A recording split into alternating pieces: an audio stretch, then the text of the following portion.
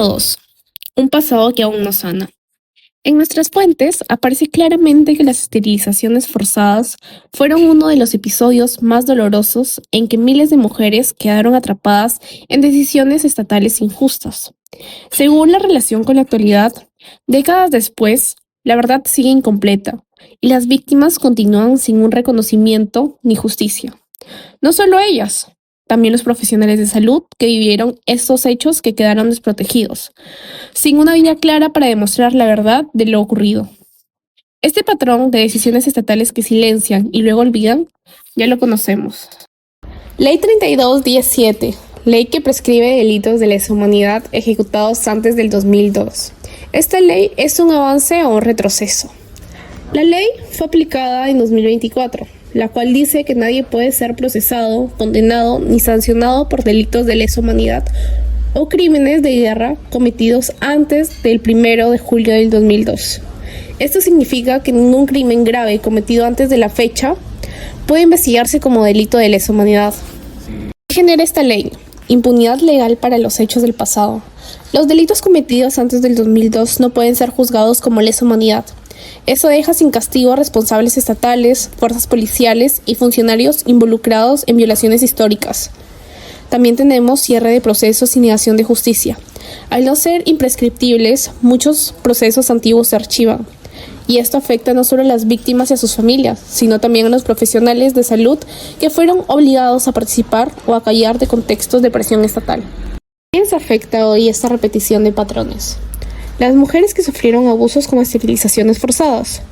Estas pierden la posibilidad de alcanzar justicia porque los casos pueden archivarse antes de investigarse a fondo. Los médicos y personal de salud que participaron o fueron testigos bajo presión estatal. Muchos también quedan sin un proceso claro donde pueden contar la verdad y deslindar responsabilidades. Este silencio impuesto por la ley produce exactamente lo que ocurrió en el pasado: vulnerabilidad, abandono y la imposibilidad de cerrar heridas. Entonces, ¿por qué hoy las leyes parecen repetir patrones que impiden conocer la verdad? Podemos concluir que es porque existe una tendencia histórica del Estado a evitar responsabilidades por violaciones de derechos humanos. O también porque leyes como la 3217 limitan el acceso a la verdad y justicia, generando impunidad y silenciando procesos. Podríamos optar porque tanto víctimas como profesionales siguen atrapados en un sistema que prefiere archivar antes que esclarecer. La repetición ocurre porque no se ha enfrentado realmente el pasado y las decisiones estatales siguen priorizando el olvido antes que la rendición de cuentas.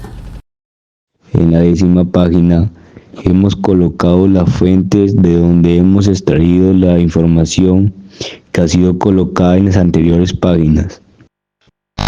Y también hemos puesto 3 mensajes que promueven la memoria, la paz y los derechos humanos. En esta ocasión le comentaré solo un mensaje, que es así: para que haya paz, primero debe de haber memoria y respeto por los derechos humanos. Y en conclusión de este proyecto hemos puesto un mensaje reflexivo. Las esterilizaciones forzadas revela uno de los capítulos más dolorosos del Perú. Un Estado que en nombre del desarrollo decidió sobre los cuerpos de miles de mujeres sin respetar su dignidad ni sus derechos. Los médicos también fueron presionados y utilizados, convertidos en instrumentos de una política que imponía cuotas y silencio. Hoy en día, con leyes que limitan la posibilidad de juzgar violaciones graves del pasado, vemos como la impunidad vuelve a amenazar la verdad y la justicia. Recordar este episodio no es mirar atrás, sino entender que cuando el Estado no rinde cuentas, sus errores pueden repetirse. La memoria es necesaria para que nunca más decida sobre los cuerpos y las vidas de quienes históricamente han sido vulnerables. El pasado no se repite porque sí, se repite cuando no se ha aprendido de él. Y mientras las normas continúen cerrando puertas a la verdad, seguirá siendo imposible determinar responsabilidades y sanar heridas. Gracias por acompañarnos, este episodio ha culminado. Podcast Memoria y Paz. Para empezar, nuestro podcast está organizado por un guión que nos permitirá mantener la coherencia de este proyecto. Este podcast cuenta con 2 capítulos, en los cuales cada uno está basado en diferentes perspectivas, pero conectados en cuanto a la vulneración de los derechos humanos y el control sobre las mujeres y doctores. En el primer capítulo explicaremos hechos y consecuencias que repercuten, enfocándonos en los doctores de este tiempo, situándonos en el post-conflicto armado interno, un periodo en el cual se quería volver a tener el control después de varios años de violencia. Esto permitió justificar todas las políticas aplicadas, entre ellas el programa de esterilización. En el segundo capítulo nos centraremos en la actualidad, en cómo es que aún las leyes aplicadas siguen sin brindar la verdad y justicia ante hechos ya pasados y cómo el gobierno actual usa esto como apoyo para no perder o manchar su nombre. Capítulo 1.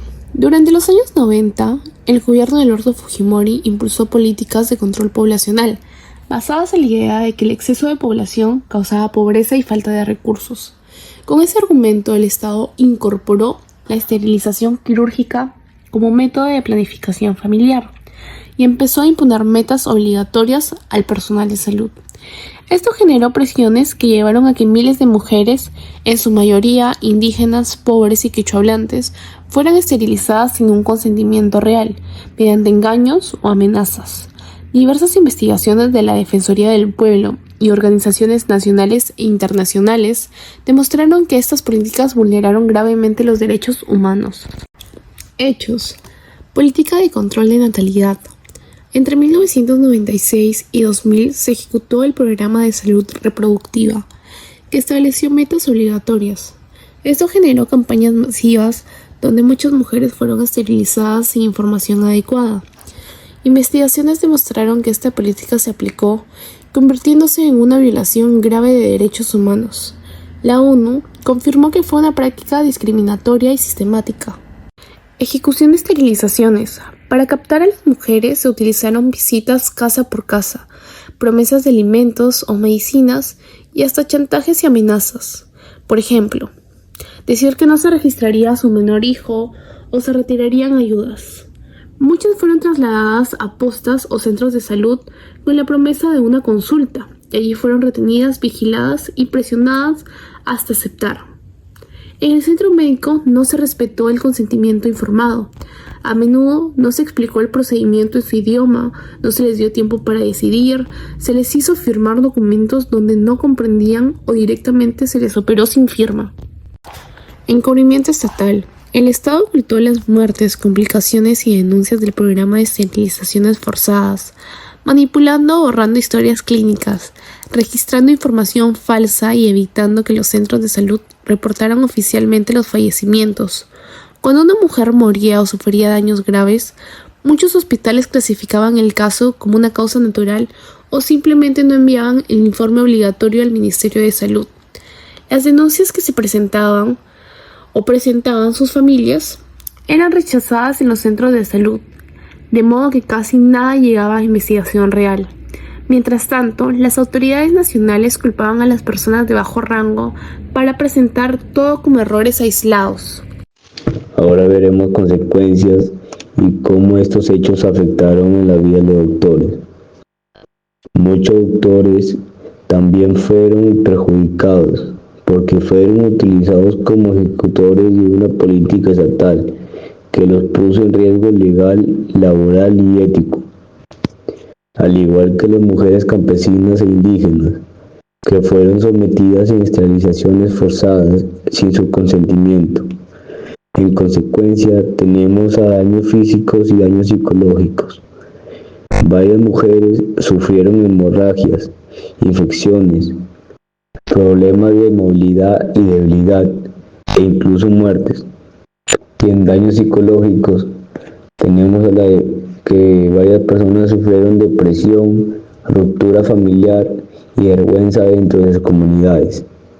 Por parte del Estado se perdió la legitimidad del gobierno de Fujimori, generando procesos judiciales y desconfianza en las instituciones del Estado.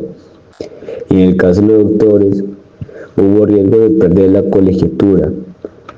Hubieron investigaciones administrativas y varios doctores perjudicaron su imagen, su estabilidad laboral y reputación.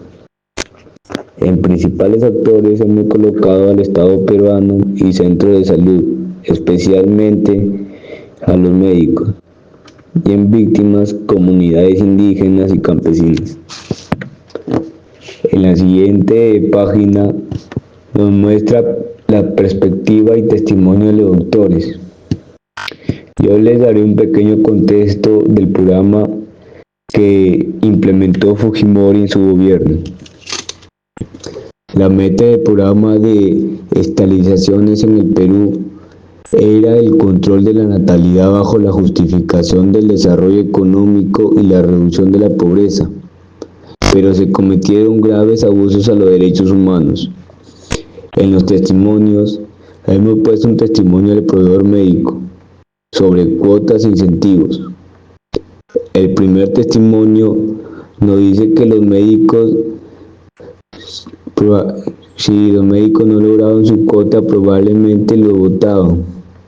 Y el segundo testimonio nos muestra que los empleados de la salud estaban contratados bajo modalidad precaria y con amenazas e incentivos financieros.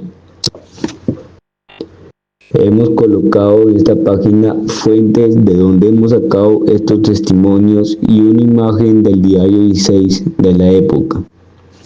Con esto finalizamos el capítulo 1 y le damos inicio al siguiente capítulo.